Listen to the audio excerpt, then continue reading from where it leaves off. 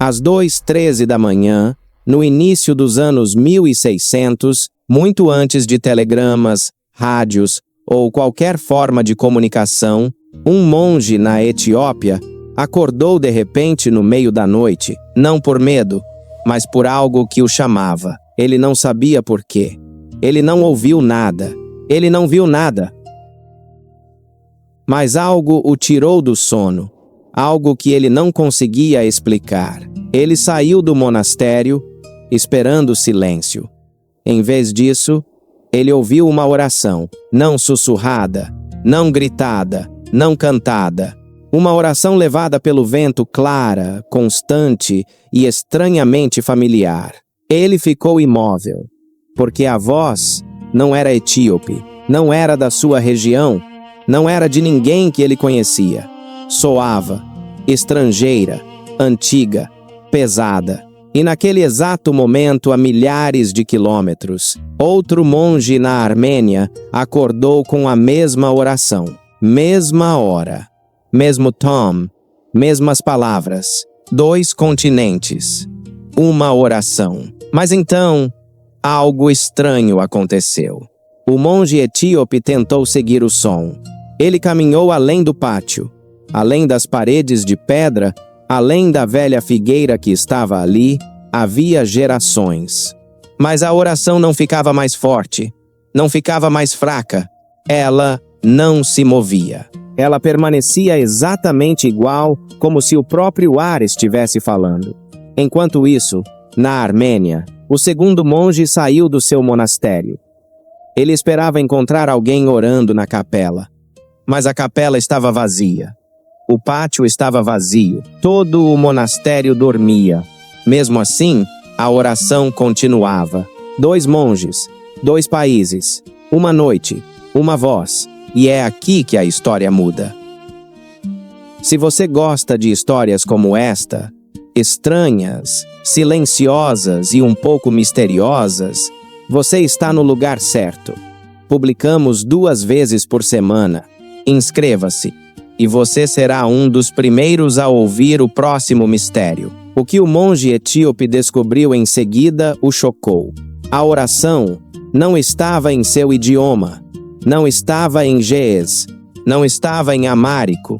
Estava em um idioma que ele nunca havia aprendido, mas entendia cada palavra. Esta é a parte de que ninguém fala. Ele não entendia a gramática. Ele não entendia a estrutura. Ele não entendia a origem. Mas entendia o significado. La oración pedía protección no para uma persona, não para uma aldeia, mas para uma geração. No mesmo momento, o monge armênio percebeu algo semelhante. A oração não era armênia, não era grega, não era latina, mas ele também a entendia. 2 monges ouvindo uma oração em um idioma que nunca aprenderam e ambos a entendiam perfeitamente. Esse detalhe muda tudo. Mas aqui está a reviravolta. Meses depois, um sacerdote viajante da Armênia visitou a Etiópia. Ele carregava consigo um pequeno diário, um registro de eventos estranhos que havia testemunhado. Dentro do diário havia uma descrição da experiência do monge armênio.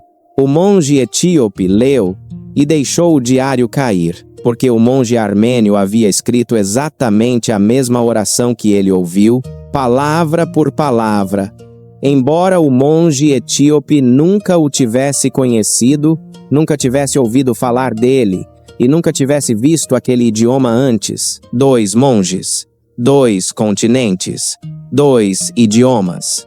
Uma oração idêntica. O que aconteceu em seguida parece impossível. O diário também registrava a hora exata em que o monge armênio ouviu a oração.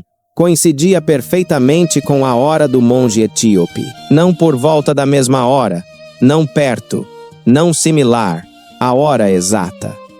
E então vem a revelação. A oração não era destinada à Etiópia, não era destinada à Armênia, não era destinada a uma única região. Era destinada ao mundo. Uma oração que viajou por continentes não levada pelo vento, não levada por mensageiros, não levada por vozes humanas, mas levada por algo mais antigo, mais profundo e além de qualquer explicação. Aqui está o que esta história realmente revela. Algumas orações não são pronunciadas por pessoas. Algumas orações são pronunciadas para pessoas. Algumas mensagens não viajam pelo som. Elas viajam pelo espírito. Alguns mistérios não cruzam fronteiras. Eles cruzam gerações. Então, o que esta história nos ensina? Aqui está a verdade enterrada dentro do mistério. Às vezes o mundo fala de maneiras que não podemos medir. Às vezes, a fé se move de maneiras que não podemos rastrear.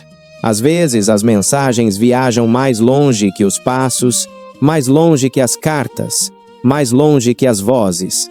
Uma oração ouvida em 2 países ao mesmo tempo, por 2 monges que nunca se encontraram, em um idioma que nunca aprenderam, com um significado que ambos entenderam, não é coincidência, é um lembrete. Um lembrete de que alguns mistérios não foram feitos para serem resolvidos. Eles foram feitos para serem ouvidos. Esta é a parte que fica com você. A oração não viajou por continentes. Ela viajou por corações. E talvez, só talvez, algumas mensagens também estejam esperando por você. Os monges nunca revelaram as palavras exatas da oração. Alguns dizem que trazia um aviso.